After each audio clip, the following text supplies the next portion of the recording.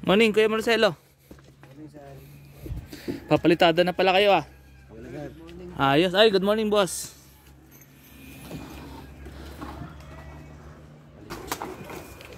Nice. Sabay vlog ang boss. Ha? Sabay vlog. Oo. Mag-subscribe ka, kuya. Galing yan. Ano bang kwan, boss?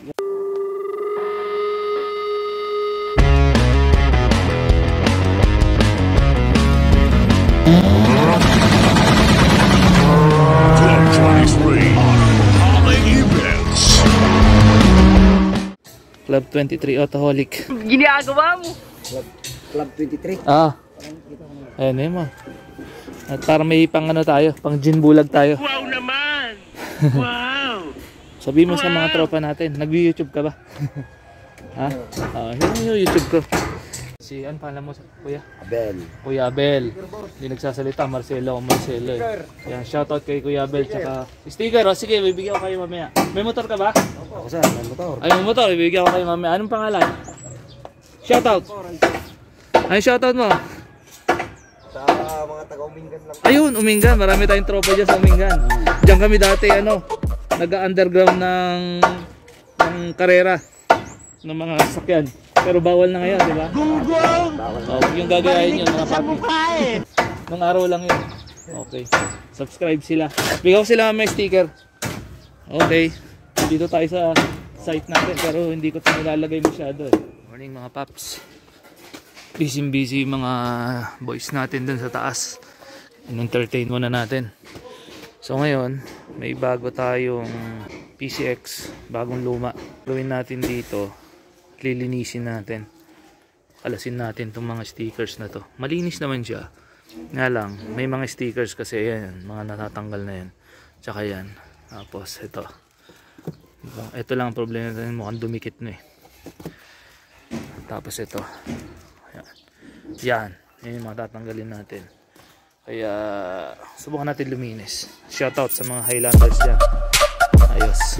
Tapos yung naka big tire sa harap medyo mabigat. Plano kong palitan ng mas maliit o yung stock niya. Pero ang kagandaan naman kasi yung traction niya ang ganda sa kalsada. Ganon din dito sa likod. Naka big tires. Anyway, dito muna tayo sa linis ng ating lilinisin muna natin ng P6. Tsaka yan wow. Ayun grabe. Dumi. Ito inamag. Oh no! Ito, hindi kasi masyadong ginagamit nung yung dati may-ari. Shoutout sa kay sir, pinagbilang ko nito. Okay, so game tayo mga paps. Yan, linisin natin to. Sana walang crack. Pero according kay Sir Romeo, kay Pops Romeo, wala naman daw. Okay, so one down. Ayun, wala nga. Tapos yan, mga stickers na yan. Yan kasi yung mga nagpapadumi. Tapos ayun nga, ulitin natin shoutout sa Highlanders. So, pero alisin ko na po hindi naman po ako member eh. Ayan. Okay, sorry. Alisin na natin. Yun, shoutout sa inyo, the Highlanders. Ayos yan, ayos. Okay, so ito yung mga stickers na yan, yung transparent stickers na yan. Alisin natin. Sunod na natin pa.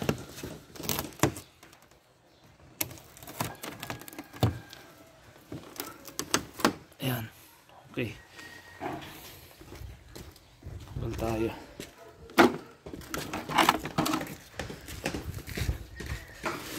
Tanggal naman pala. Mabilis naman matanggal. Okay. Isahin natin lahat. Tapos balikan natin yan. Concentrate muna tayo. Sa pagtanggal ng mga itong double-sided tape, 3M yan eh. Kung 3M kung medyo masyado nang mahigpit, masyado nang madikit, ang gawin nyo lang, babarin nyo lang ng kerosene, sprayan nyo lang hanggang mababad. Mas madali na siyang alasin pagka nababad ng kerosene or WD-40. Ito mukhang nalagyan ng nalagyan ng brake fluid. But anyway, kanain natin yan.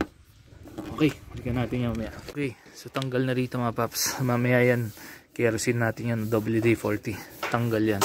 Tanggal na rin yung transparent sticker dito. Ito na lang, tanggalin natin. Tapos yan, yung mga dumi na yan, oh. Yan. Yan. Yan natin linisin lahat yan. Pati dito, dumi, grabe. Huwag na makina. Dumi. Sa ilalim. Dumi. Lahat, babrusin natin yan. Ito, ang dumi. Okay, sige. Let's do this. Ito pa, oh. Grabe dumi, lalo rito. Okay. Okay, so gamit tayo ng ganito mga paps. Yung mga kinukuha ko, ayaw ng paghuhukay. Gusto yung maganhaw. Yung mga kinukuha ko, ayaw ng paghuhukay. Gusto yung maganhaw. Yung mga kinukuha ko, ayaw ng paghuhukay. Gusto yung maganhaw. Yung gusto maginhawang trabaho. Ayun, oh. Kasi ito, pag ito, medyo, ayun, oh, nasusungkit yung ano mga paps. Dahan-dahan lang para hindi magasgas. Importante may angat lang natin konti. Yun, no? Yun, no? Alright. Okay. Huwag natin pero sahin konti-konti. Ito mga paps, magandang bilhin to. Online lang din to. Pantanggal ng stickers, pantanggal ng dumi na dumikit sa salamin, sa windshield, ganun. Laking tulong nito. Yan. Tanggal natin to.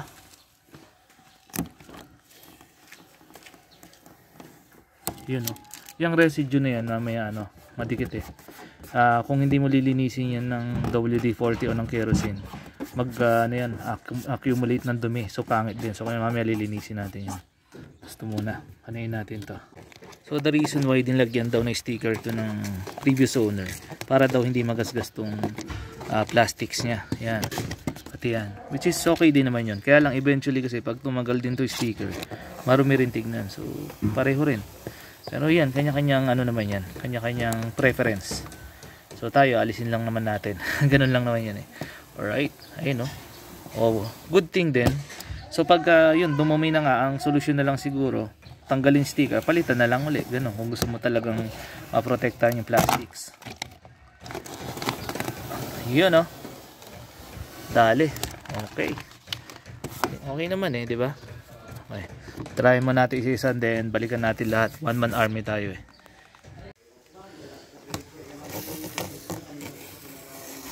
Yun, no? Oh, linis naman eh. Alright, nice. Alright. So isang oras na ako nagbabaklas ng sticker mga paps. So far natanggal na lahat. Nandito, nandito, nandito, nandyan, nandyan, nandito. Galing ya. So dito naman tayo. Ito mga nanikit na eh. Try natin nga. Sana hindi dumikit. Hindi na luto ng araw. So pagtatanggal ng sticker, tiyaga-tiyaga lang. Parang jowa lang din yan mga paps eh. Sinatyaga. Hindi totoo yan. Ayan. Bola lang yan. Okay, so balikan ko kayo nga paps ha. Ginagawa mo. Parang siya, hasang ng ahas. Okay. Yun, ito mahirap mga paps. Yung mga stickers na manipis, tapos na nabilad sa araw, naluto sa araw, yan no, nagbibitak-bitak, kaya kailangan matinding tiyaga. Yun, good thing natanggal natin to. Ito medyo madugo eh, itong kabila. So try uli natin to yung kabila. Okay, wala, hindi na kinaya. Dikit na dikit. Dikit na dikit oh mga paps. Tumigas na oh. Naluto ng araw. Ito mga paps. Ito naisalba ko. Ang problema, ito ng isa talagang nanikit yung pintura. Ay yung sticker. So wala, nagasgasan. So sabi natin dyan, bubaga natin ang pintura na lang to. Ito na lang naman ang natin. Hindi naisalba. So try natin to ulit. Yung mga yan. Okay. Hanggang na. Ito pa, since makapal yung sticker, hindi problema ang baklasin. Excuse me. Talagang dito lang tayo nahirapan. No? Ang nipis kasi, tapos niluto ng araw. So yun. Problema rin in the future. Halimbawa, nagkabit kayo ng sticker para maprotektahan yung pintura. Pag kinain ng araw, pangit na rin lang. Ito na siya. Parang balat ng ahas. yung maninipis na sticker. Pagka niluto na araw, pangit na rin tingnan. So eventually pag aalisin, yan ang hirap alisin. So pipinturahan din, ganun din. Mas maganda para sa akin as is na lang. But anyway, yun yung aking preference. So kanya-kanyang preference tayo. So ganun lang. So ito, baklasin natin. Ayun, no. Yun, madali-daling baklasin. Tanggal. Tapos ito.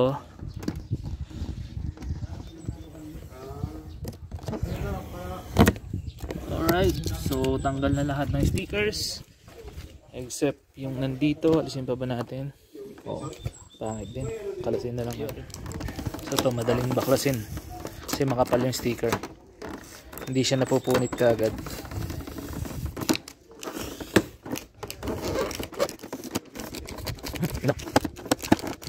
Mas malaki na siyang tignan ulit, diba Paps? Mas malinis. So mamaya baklasin ko na lang to para matanggal yung mga nando sa loob. Kasi ito, sa fender, sinarin natin para isa kulay, malinis tignan.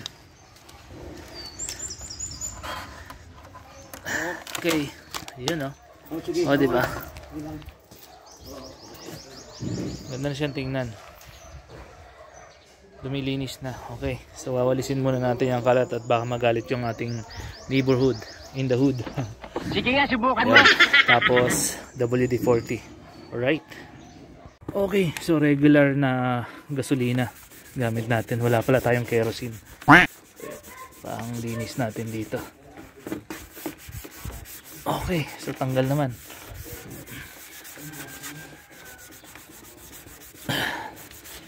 Okay. Medyo matapang to, Paps, ha.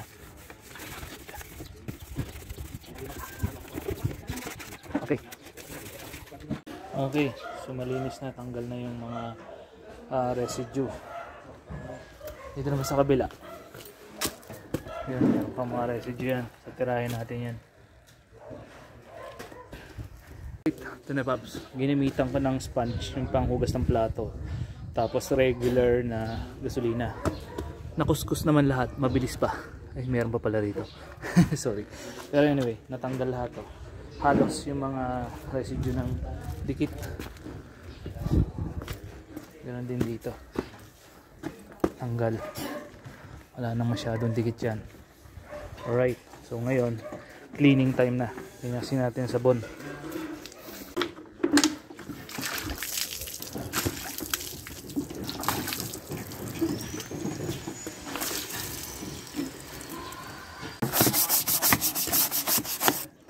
Natin to, Paps. Oh, dahan-dahan lang para hindi maputol yung tenga niya. Yan, oh. Nag-accumulate kasi ng putik yan. Yan, oh. Yun, oh. Dumi. Brush. So yan na naman si PCX. Kaya maganda rin na bumibili tayo ng motor tapos bebenta natin, pero syempre nililinis muna para nare-restore sila sa kalinisan. Ayun. Okay, sa kabila naman tayo. Paps, since nalinis na natin, gamit tayo ng chamois. Ayan, no, para matuyo ng maganda, diba? Kahit pa paano luminis na, hindi katulad dati. Ito may cover to, ibabalik ko mamaya. Tapos since nalinis na natin to, mamaya bubuksan naman natin yung interior naman, yung loob naman lilinisin natin. Grabe sa dumi, Paps, oh. Galing din sa handle grip. Dumi. Tinanggal na natin to, Paps. May dalawang clip, ay tornilyo siya dito. Ayan, kita nyo, yan, 2. Ayan, ganyan siya. Tapos pag natanggal nyo na yan, dalawang tornilyo na yan, nakaganyan siya. Hilahin nyo lang, dahan-dahan. May mga clippings lang yan. Okay, tapos ma-access nyo na to, malilinisan na rin natin to. So nabuksan na rin lang natin, linisin natin, tanggalin na natin tong sticker. Para matanggal naman to, meron siyang tornilyo rito. Allen yan. Ito yan. Dalawa yan, isa, dalawa, tapos ito. babaklas naman yan, matatanggalan natin yung visor. Yun pa pala ang isang advantage naman o plus 1 naman ni, ni NMAX. Kasi mas madaling baklas yung visor niya. Nasa labas lang. Pati tornilyuhan. Ang disadvantage niya lang din, mas madali naman nakawin. Yun lang din. Okay. So yan, since natanggal na natin tornilyo dito, dito, pwede natin baklasin. Oh, grabe. So, no! So linisin na rin natin. Yan, Paps. Linis na yan. Hulaan na natin. Para pwede na ibalik. So, since malinis na, balik na natin to. Yung visor muna pala. Natin yung visor. Ilang sticker ba? Ilang sticker? 2? Okay. So, balik na natin itong visor. Alright. Yun, okay. Tapos ito, make sure na pag binalik ninyo meron tong rubber, kasi yan yung sa in between nya. Okay, ganun din sa kabila natin. Sariwa pa to, Paps. Nabili ko sa first owner. Tapos yun nga, nabili ko sa first owner. 12,000 ang order niya. Kaya panalo. Wasari. Ano nga nila.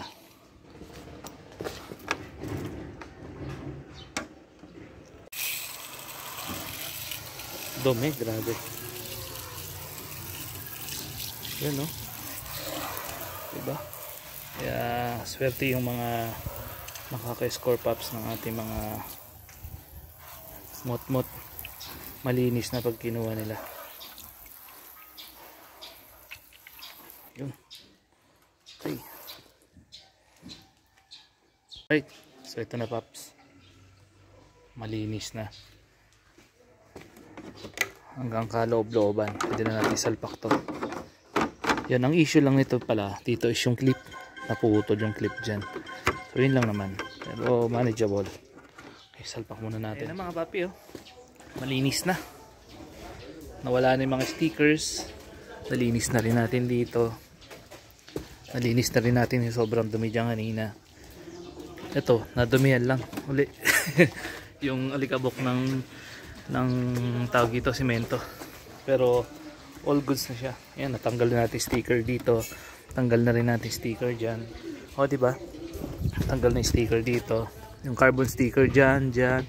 Diba? Malinis na lahat. All goods na. Clean look. Diba? Ngayon, nakapaglinis na naman tayo ng ng ating PCX. Mga paps, bibigyan natin yung sticker yung mga boys natin sa taas. Sticker!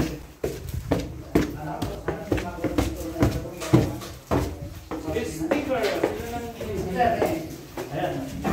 Medyo mahirap tayo, hindi kita. Ayun po, ayun po. Ay, sige, thank you. Sarap na ulam niya. Yes, so. Sir, walang pirma. Pirma natin. Tatanggal din lang eh. Thank you. May nangihingi pa dito. Sticker, sticker. Sticker. Mag-like yun. Ito po, shoutout kanina. Upload natin yung iba natin. Ay, sige. Thank you. Sarap ng... Kapilan siya. Okay. Thank you, sir, ha.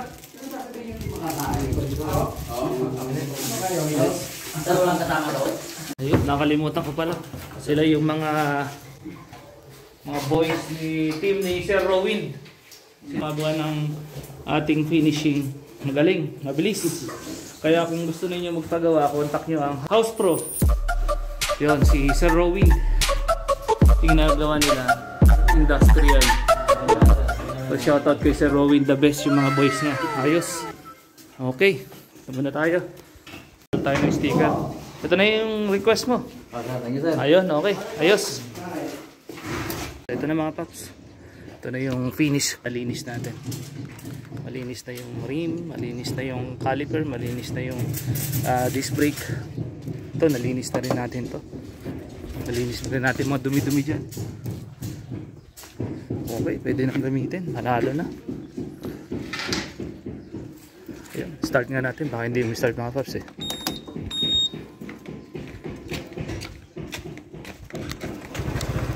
May start pa naman. Okay.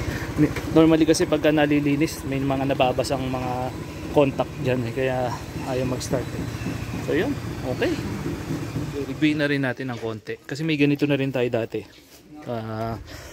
Bigyan ko na lang din kayo ng konting idea. Compare natin dun sa NMAX natin nung nakaraan na version 1. Ito, PCX na version 1 din. Ang maganda naman ito, integrated. Parang wala siyang footrest sa passenger. Sa NMAX walang ganun. Hindi ko naman kinukumpara kung sino mas maganda o sino mas pangit. Depende sa preference ninyo. Titingnan lang natin yung features na meron sila. So yun, the rest pare-pareho na. Ito, yung dating may-ari sa mga gustong mag-oversize ng gulong, ang gulong nito sa likod is naka-Maxxis na 140/70. Laki, no? Yan lang talagang kakainin na niya dito. So maganda sa kurbada. Dito naman sa harapan, naka-Maxxis na 110/80. Oversize din. Medyo mabigat lang sa harapan, so para sa akin hindi masyadong advisable na magganyan kalaki sa harapan na gulong. Yun, so overall okay siya. Maganda ride at matipid, pareho rin ng NMAX. So ngayon, ang pinag-uusapan natin is syempre ang Honda PCX 2018 ABS Gen 1 o version 1. So far so good. So nalinis na natin, so gagamitin natin at bounce na tayo. The next day. Good morning mga paps, ang ganda lang ang umaga natin ngayon, no? So ito na yung natin, 2018 PCX na nilinis natin kahapon. So tanggal na yung mga stickers dito. Yan, yung mga nakalagay dyan na carbon stickers. Inalis na natin kasi naluto na sa araw, pangit na rin tignan. Especially yung nandito, talagang dito na save ko pa, pero dito hindi na. Talagang wala na, nagasgas na. So ito kasi manipis kasi yung carbon sticker na nakakabit dito, kaya nung tinanggal ko na brittle na siya. Ayo lang, kung magkakabit kayo ng sticker, make sure na yung makapal talaga. Unlike yung nakakabit dito na carbon sticker, makapal siya, kaya kahit tinanggal ko, sumasama siya. So yan, in fairness, na save naman to. Talagang wala pang malinis siya, hindi siya, may konting gasgas lang. Yun. So yun, nandito talagang wala na kasi manipis. So yun, pag magkakabit kayo, ulitin ko lang, makapal na sticker kung gusto niyo ma-preserve yung pintura. Tapos para pag eventually pag inalis niyo, tulad yung nakakabit din dito na clear sticker, natanggal siya ng buo. So na-save pa rin naman siya. Yan, malinis pa rin naman.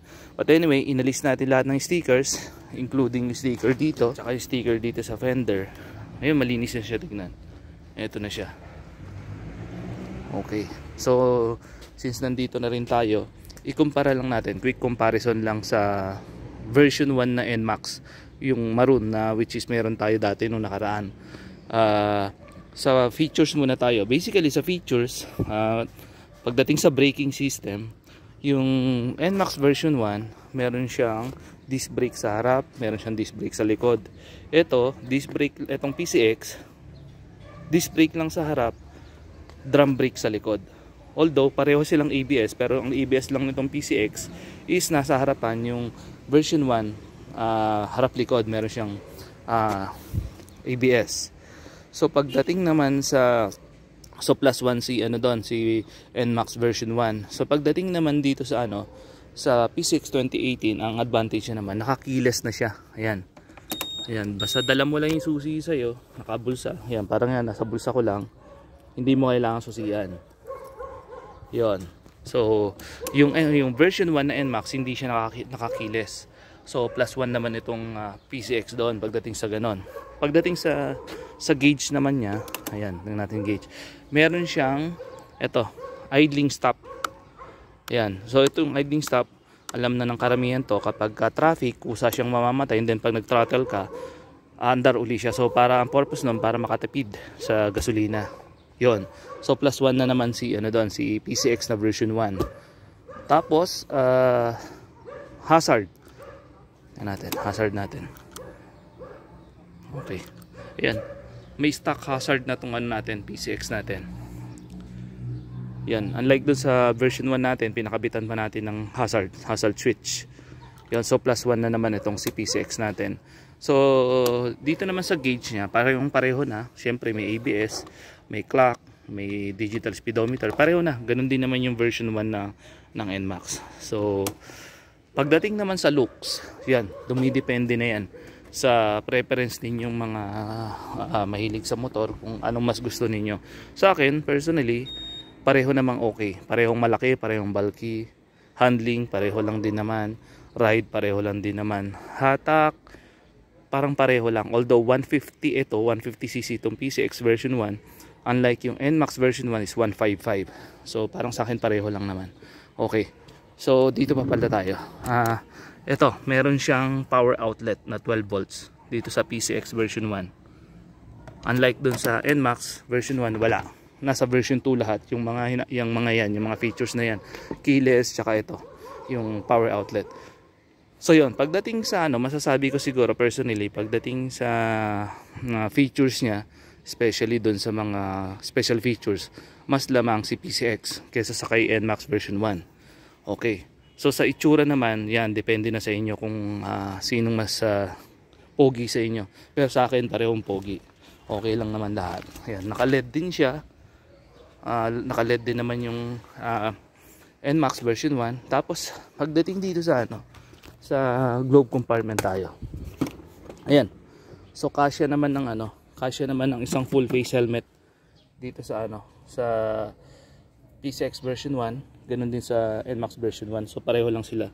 Siguro kung malalamang lang, parang mas maluwag lang tingnan konti yung sa NMAX. Okay. So yun. Yung iba naman sa NMAX na version 1, pinapalitan nila ng chrome handlebar yung mga kanilang NMAX. So para siguro mas pogi, mga ganun sa preference nila. Okay, so ito na siya. Nalinis na natin. Kasi nung dumating sa atin, ang duming tignan. Actually madumi talaga, maraming putik. Tapos nagparumi pa yung sticker. So inalis natin. Ngayon all goods na siya, okay na, gagamitin ka na ulit. So ito yung 2018 PCX version 1 natin, 150cc. Kung nagustuhan nyo yung video natin, syempre dating gawin mga paps, like, comment, share, and subscribe. And happy power.